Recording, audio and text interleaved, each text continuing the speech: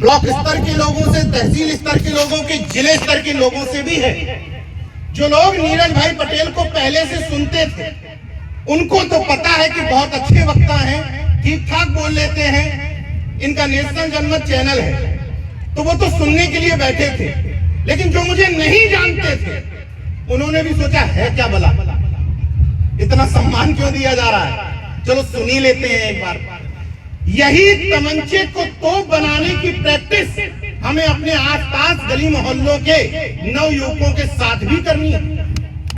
जिन युवकों को आप ये कह करके छोड़ देते हो कि खलिया है, खाली घूमता है, नेताओं के साथ फोटो खिंचाता है, अधिकारियों के चैम्बर में बैठा रहता है, वही व्यक्ति मिशन के लिए फुल टाइमर भी हो सकता है। उस व्यक्ति की आलोचना करने की बजाय उस व्यक्ति का इस तरीके से महिमा मंडन करो कि वो थानाध्यक्ष को एक फोन लगाए और तुम्हारी गाड़ी चल। लेकिन अमूमन हम करते क्या है, कोई भी आज हमारे बीच का लड़का जो उठ रहा होता है, नीरज पटेल को तो वहां से बुला के सम्मान दे देंगे, लेकिन अपने ही बीच का लड़का जो कल्पना से अच्छा काम कर रहा होगा, कुछ नहीं, फर्जी है, दो चार नेताओं को जानता है क्या इसके पास। तो भाई हम हो, संदीप भैया हो, कोई हो, वो क्षेत्र के विधायक नहीं है, मैं इस क्षेत्र का रहने वाला नहीं हूँ। रमाकांत यादव जी लखनऊ रहते हैं, इलाहाबाद रहते हैं, मेरे साथ चेतन जायसवाल आए हैं जल निगम में। कोई भी आएगा यहाँ भाषण देकर चला जाए। तकलीफों के लिए, दुख दर्द के लिए आप लोग ही होंगे।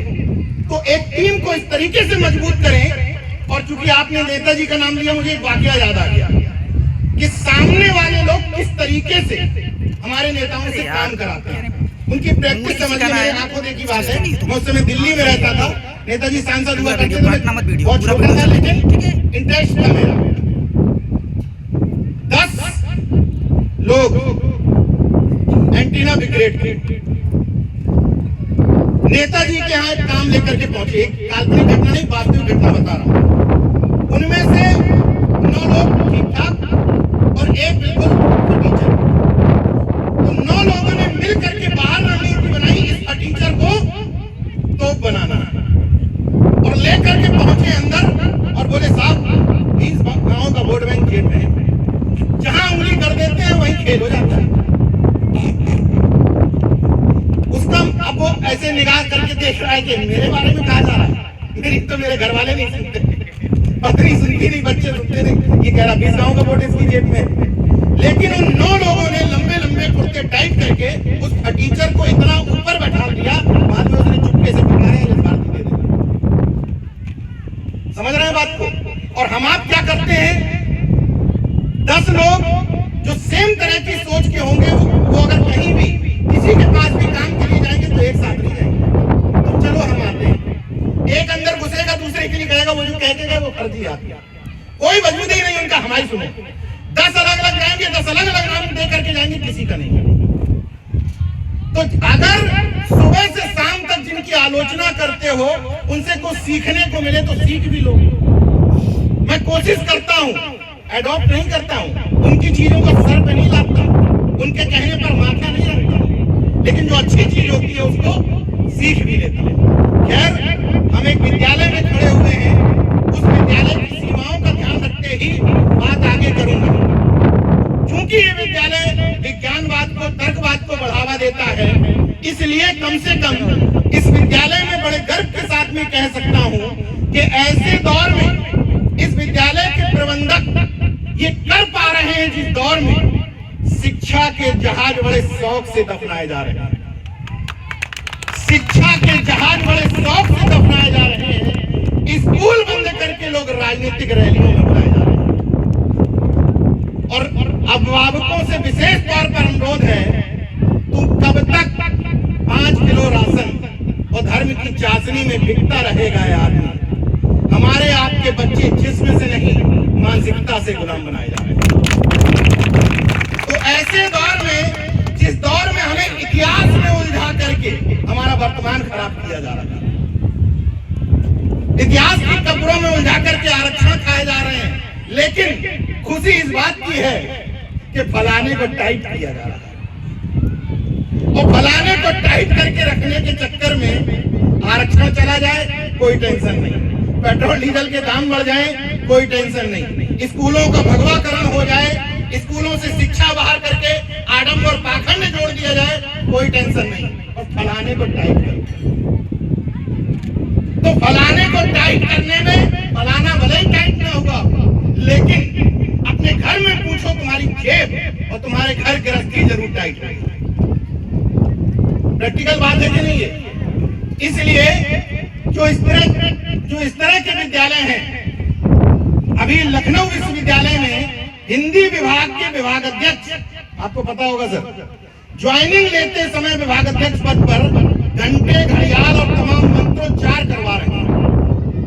इसमें कोई आपत्ति नहीं है, लेकिन चूंकि हम लोग संवैधानिक लोग हैं और संविधान की प्रस्तावना में धर्मनिरपेक्ष शब्द, पंथ निरपेक्ष शब्द लिखा हुआ है, तो अगर इसमें तकलीफ है तो किसी भी धर्म संप्रदाय के लोगों को सार्वजनिक तौर पर उनकी इबादत करने की आजादी होनी चाहिए। भले ही व्यक्तिगत तौर पर मेरा संबंध नहीं है, किसी यीशु से बनती नहीं है। इसलिए नहीं बनती है क्योंकि एक पत्थर, एक तार्किक बात बता रहा हूं बच्चों को, एक पत्थर जैसे ही मंदिर में एंट्री करता है वो भगवान बन जाता है। जब तक वो पत्थर मंदिर के बाहर है तब तक पत्थर है, मंदिर में एंट्री करते ही पत्थर बन जाता है, लेकिन इंसान मंदिर में एंट्री करते ही अछूत बन जाता है। इसलिए कम से कम ये बात करने की जरूरत है कि इस तरह के विद्यालयों को संभाल के संजो करके रखने की जरूरत है, क्योंकि इनके पास बहुत विज्ञापन, प्रचार प्रसार का पैसा नहीं है। लेकिन हम कुछ नहीं कर सकते, अपने बच्चों को नहीं पढ़ा सकते, तो कम से कम इस बात की तारीफ तो कर सकते हैं कि एक तरह कि हमारे क्षेत्र में एक तर्कवाद पर आधारित एक विद्यालय चल रहा है। क्योंकि मौजूदा सत्ताओं के दौर में यह भी आसान बात नहीं है, बिल्कुल आसान बात नहीं है, क्योंकि इनको उस तरह के लोगों का सामना करना पड़ता है और उस दौर में सामना करना पड़ता है जिस दौर में कॉलेजों का, यूनिवर्सिटियों का, विश्वविद्यालय का सिलेबस का लगातार भगवाकरण करते चले जाया जा रहा है। और ये क्यों चाहते हैं कि यहाँ के छात्र पढ़ लिख करके वैज्ञानिक और साइंटिफिक टेम्परामेंट न धारण कर पाए? क्योंकि विज्ञानवाद का एक उसूल है, उसमें क्यों शिक्षा दी जाती है? क्यों शिक्षा? प्रिंसिपल साहब, क्यों शिक्षा का मतलब समझ रहे हैं? क्यों शिक्षा का मतलब है कुछ भी ऊल जलूल बताया जाए तो बच्चे पूछें क्यों, ऐसा क्यों? यही विज्ञानवाद है। विज्ञानवाद का मतलब कुछ समय के लिए लैब में प्रैक्टिकल करना नहीं है कि ये रसायन मिलाने से ये हो जाता है। ये विज्ञानवाद नहीं है, ये सब्जेक्ट मटेरियल का विषय है। विज्ञानवाद ये है कि किसी भी कक्षा में बताया जाए कि फलाने वाले से ये प्राप्त हो जाता है, तो बच्चे पूछे क्यों। इस क्यों शिक्षा को बढ़ावा देने के मकसद से ही मैं इस विद्यालय के प्रांगण में आया हूं। बच्चों से मेरा अनुरोध है, जो बच्चे समझदार हो गए इस बात को समझने की, कि आपका शिक्षक कक्षा में कुछ भी बताए और अगर आपको लगता है कि तर्क की कसौटी पर नहीं कसा जा रहा, तो उससे पूछिए ऐसा क्यों। बिल्कुल। और जब तक इस बात का उत्तर न मिल जाए ऐसा क्यों, तब तक उसकी बात को मत मानिए, चाहे वो विद्यालय के प्रिंसिपल बताएं, अध्यापक बताएं या घर का कोई व्यक्ति बताए। क्यों का जवाब हमें जरूर ढूंढना है। और एक क्यों का जवाब मैं दे देता हूं बच्चों के सामने। कहा जाता है कि ईश्वर नहीं दिखाई देता, लेकिन ईश्वर है, और ईश्वर के नाम पर ही कुछ लोगों का बिजनेस चलता है। चाहे वो ईश्वर के नाम पर चले, चाहे गॉड के नाम पर चले, अल्लाह किसी के नाम पर भी चले, उसके अलग अलग नाम और व्याख्याएं हैं, अलग अलग ढंग से उसका सबका अपना अपना धंधा चलाया जाता है। तो कहा जाता है कि हवा भी तो नहीं दिखाई देती, लेकिन हवा है। बिजली भी तो नहीं दिखाई देती, लेकिन बिजली है।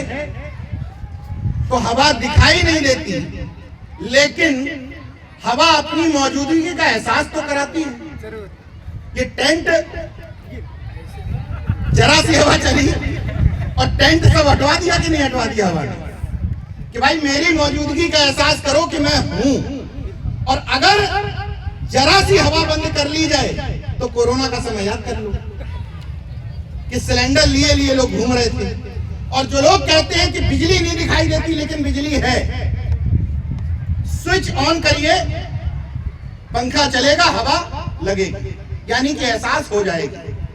स्विच ऑन करिए, तार पकड़िए, करंट लगेगा, उसका एहसास हो जाएगा। मुझे कोई बड़ा विद्वान पूरे देश का बता दे कि मैं कैसे एहसास करूं कि जो काल्पनिक चरित्र आप बता रहे हो वो है। कोई तरीका बता दे अगर कि इस तरीके से एहसास कराया जाता है तो मैं एहसास कर लूंगा। और बच्चों से एक अनुरोध जरूर करता हूं, अब बच्चों से नहीं, अभिभावकों से, कि मेरे बेटे का नाम है कबीर शिवाजी, 4 साल का है वो। क्योंकि छोटे बच्चों का स्कूल है इसलिए ये बात जरूरी है बताना। 4 साल की उम्र में आज तक उसको नजर नहीं लगी, जबकि नजर बट्टू, कजर बट्टू, काला धागा, लाल टीका, हाय, चाकू कुछ नहीं पहना उसने, लेकिन नजर नहीं लगी। क्यों नहीं लगी? नजर दरअसल होती क्या है? हमारे मन के वहम। बच्चे को जब इस तरह के कार्यक्रमों में लेकर के आओगे तो जब तक वो बोलने के काबिल नहीं होगा, घर जाएगा तो वो कैसे बताएगा कि उसको तकलीफ है? रो करके। तो जब वो प्रैक्टिकल करके देखिएगा, जितनी माता बहनें यहाँ पर, इस बात को प्रैक्टिकल करके देखिएगा। जब बच्चा किसी भी कार्यक्रम से, किसी भी बर्थडे से, शादी से घर पे जाता है तो तकरीबन आधा घंटे रोता है, क्योंकि वो अपनी तकलीफ नहीं बता पाता सोने से पहले। उस आधा घंटे के दौरान झाड़ू, तेल बाती, टप टप, और 4-5 आइटम कर लिए जाते हैं। जो आइटम लास्ट में किया जाता है बस इसी से आराम मिला, वही आइटम आगे पास कर दिया जाता है कि इससे आराम मिला। एक बार मेरी बात कह के, मेरी बात भी प्रैक्टिकली आजमा करके देखना। आधा घंटे कुछ मत करना, ये सब ड्रामा, केवल उसके शरीर की मालिश और जो सब आप करते हैं, बच्चे को दूध की जरूरत हो दूध पिला देना, बच्चे की पैर से मालिश आलिश कर देना। अगर आधा घंटे में ना सोए बिना इस ड्रामे के, तो फिर मैं ये बात मंच पे बोलना बंद कर दूंगा। इस बात को प्रैक्टिकल करके देख लेना, और अगर सही साबित नहीं होगी तो बोलना बंद कर दूंगा। एक बात तो ये तो छोटी जगह है, मैं देश के तमाम हिस्सों से कह चुका हूं, आज तक मुझे ऐसा तांत्रिक नहीं मिला जिसकी ये हैसियत हो कि मेरे बेटे को नजर लगा के देखा। इस मंच से भी कह रहा हूं, अगर किसी में इतनी बड़ी ताकत है, कोई बहुत बड़ी दैवी और ईश्वरी शक्ति है, कोई बहुत बड़ा तांत्रिक है, तो हैसियत हो तो मेरे बेटे को नजर लगा दे। मैं उस दिन मान लूंगा कि हाँ तुम्हारे अंदर बहुत बड़ी ताकत है, क्योंकि मेरे घर में भूत और भगवान दोनों की एंट्री बंद है, क्योंकि दोनों ही एक दूसरे के साथ आते हैं। कैसे? अभिभावक बच्चों के मन में भूत का डर डालते हैं बचपन से। बेटा अंधेरे की तरफ मत जाना, झोली वाला बाबा उठा ले जाएगा। बेटा अंधेरे की तरफ मत जाना, वो चुड़ैल आ जाएगी। ये बच्चे के मन में डालता कौन है? भूत चुड़ैल प्रेत की बातें। और जब भूत चुड़ैल प्रेत उसके जीवन में एग्जिस्ट करती है तो उससे बचने के लिए तमाम मंत्र एग्जिस्ट करते हैं। जब भूत ही नहीं होगा तो उसको किसी भी तरह के काल्पनिक सत्ता की जरूरत नहीं पड़ेगी। लेकिन जब भूत का भय मन बचपन से डाल दिया जाता है तो उसको उस काल्पनिक चरित्र की भी जरूरत पड़ जाती है। दूसरी एक बात आती है कि विज्ञानवाद, तर्कवाद, बहुजन बात पर चलने वाले विद्यालय क्या राष्ट्र निर्माण में योगदान नहीं दे रहे होते? हकीकत यह है कि हम जैसे विज्ञानवादियों से बड़ा, संविधानवादियों से बड़ा ना कोई दूसरा धार्मिक व्यक्ति मिल सकता है और ना कोई राष्ट्रवादी मिल सकता है। इस बात को समझिएगा। हम जैसे लोग कितने बड़े धार्मिक हैं, इस बात को समझिए। दरअसल धर्म की परिभाषा ही गलत व्याख्या कर दी गई। इबादत के तरीकों को हमने धर्म बता दिया। इबादत के तरीकों को, घंटी हिलाना धर्म है, अगरबत्ती लगाना धर्म है, ये कथा वाचन करना धर्म है, नमाज अदा करना धर्म है। दरअसल ये इबादत के तरीके हैं। विज्ञान के तमाम लोग जो यहाँ बैठे होंगे वो जानते हैं, जब किसी पदार्थ के बारे में पूछा जाता है तो कहा जाता है गुण, धर्म, दोष के आधार पर व्याख्या करें। इसका गुण क्या है, धर्म क्या है, दोष क्या है। तो चीनी का धर्म क्या है? क्या है? मिठास। नमक का धर्म क्या है? उसका कसैलापन। तो इंसान का धर्म क्या है? इंसानियत। और मानव का धर्म क्या है? मानवता। तो हमसे बड़े धार्मिक तुम हो क्या? हम वही तो कर रहे हैं। तुम एक खास जानवर को अम्मा बताते हुए एक खास जानवर को अम्मा बताते हुए तुम्हारे तमाम पाखंडी संगठन उनको बिकवाने का काम कर रहे हैं। लेकिन हम ना उस जानवर को डंडा मारते हैं ना कुत्ते को मारते हैं, हमारे लिए दोनों बराबर हैं। तो तुम हमसे बड़े धार्मिक कैसे हो गए? तुम एक खास नदी को माँ बताते हुए कहते हो मुझे माँ गंगा ने बुलाया। हम कहते हैं ये, जैसे अभी संगम के बगल में गेस्ट हाउस में रुका हुआ हूँ, नदी, हम प्रकृति पूजक लोग हैं, नदी तो हमारी भी है, तुम्हारे बाप की थोड़ी है। तो नदी में तो हम भी नहाने जाएंगे, स्नान करेंगे, लेकिन हाँ किसी खास मौके पे नहीं जाएंगे। वो हमारे लिए 365 दिन बराबर ही है और 24 घंटे भी बराबर है। तो हम नदी को नदी मानते हुए उसमें स्नान भी करेंगे, लेकिन उसको बिना मां माने हुए नदी को गंदा नहीं करते हैं। ना उसमें राख डालते हैं, ना उसमें मूर्तियां डालते हैं, ना उसमें घर का कूड़ा कचरा ला करके फेंकते हैं। मेरे माँ और पिता दोनों का निधन हो चुका है। दोनों के ही निधन होने के बाद मैंने उनकी राख को नदी में नहीं फेंका, क्योंकि हम प्रकृति पूजक हैं, नदी को गंदा नहीं करते। हमारे लिए नदी एजेंडा नहीं है, हमारे लिए नदी जीवन दायिनी है। एक्चुअल हम प्रकृति पूजक लोगों के लिए, इसलिए हम नदी को, बच्चे भी गौर से सुन ले, हम नदी को गंदा नहीं करेंगे। हमारे घर परिवार का कोई व्यक्ति हमारे आस पड़ोस की नदी में कुछ कचरा फेंकने के लिए देगा, ये गंदी मालाएं फेंकने के लिए देगा, हम नहीं फेंकेंगे, साफ मना कर देंगे, बिना ये माने हुए कि ये माँ है या कुछ और है। नदी नदी है, फिर भी हम उसको गंदा नहीं करेंगे। तो एक और बात है, जो लोग कहते हैं कि चूहा गणेश का वाहन है, तमाम लोग कहते हैं, जो कहते हैं कि चूहा गणेश का वाहन है, उसको पूछते भी हैं। ऐसे 98% लोग जो गणेश का वाहन चूहा को मानते हैं, अपने घर में चूहा मार दबा रखते हैं। और हम नहीं मानते, हम मानते हैं कि चूहा है, मूसक है, एक छोटा सा जीव है, फिर भी हम चूहा मार दबा नहीं रखते हैं, चूहे को पिंजरे में पकड़ के बाहर फेंक देते हैं। तुम हमसे बड़े धार्मिक कैसे हो यार? केवल कपड़ा रंगाए जोगी, खैर पता ही है सबको। तो ये जो बाहरी आवरण है, जो इबादत के तरीके हैं, इनको धर्म बता दिया गया है और उसको ना मानने वाले को नास्तिक कह दिया गया है। हकीकत यह है कि गर्व के साथ कहिए कि हम ऐसे बच्चों का निर्माण कर रहे हैं इस छोटी सी जगह से, जो जाकर के राष्ट्र का निर्माण करेंगे। राष्ट्र किसी पार्टी, किसी नेता की बपौती नहीं है। राष्ट्र निर्माण का मतलब है इस करछना के गांव वीरपुर के बच्चों का निर्माण करना। वो बच्चे अपने मोहल्ले का निर्माण करेंगे, वो मोहल्ला अपने अच्छे गांव का निर्माण करेगा, वो गांव निकल करके जिले का निर्माण करेगा, जिले से बच्चे निकल करके जब देश स्तर पर पहुंचेंगे तो वो अच्छे राष्ट्र का निर्माण करेंगे। इसका मतलब अगर हम बच्चों को विज्ञानवाद और तर्कवाद की तरफ ले जा रहे हैं तो हमसे बड़ा राष्ट्रवादी भी दूसरा कोई हो नहीं सकता। बड़े गर्व के साथ बताते हैं, जब सुनीता विलियम्स अंतरिक्ष से लौटती हैं तो बड़े गर्व के साथ कहते हैं अप्रवासी भारतीय, अप्रवासी भारतीय, भारतीय मूल की, भारतीय मूल की, भारतीय मूल की। तो अपने मूल से भेज दो ना डायरेक्ट कोई। जिस समय सुनीता विलियम्स अंतरिक्ष में थी, अंतरिक्ष के गूढ़ रहस्य को तलाशने की कोशिश कर रही थी, उस समय इस देश में गिने जा रहे थे कितने डुबकी मार लिए। मरने वाले 30 लोग नहीं गिन पाए, डुबकी वाले 1 करोड़ गिन लिए 15 मिनट में। जिस समय चीन ड्रोन कैमरे जानते हैं ना बच्चे, ड्रोन से चीन इस समय देश निर्माण कर रहा है। ड्रोन के दम पर बड़े बड़े पिलर्स, ड्रोन के दम पर सीमेंट बालू की बड़े ऊंचे ऊंचे जगह पर पहुंचा करके चीन अपने देश को और सशक्त बना रहा है। उस समय हेलीकॉप्टर का इस्तेमाल पाखंडियों पर पुष्प वर्षा के लिए किया जा रहा है। तो ये किया क्यों जा रहा है? किया इसलिए जा रहा है, दरअसल ये बच्चे विज्ञान को न समझे, शिक्षा को न समझे, तर्क को न समझे और ये मान करके बैठ जाए कि हमारा भाग्य और नसीब ही खराब था कि हम यहाँ जन्म ले लिए।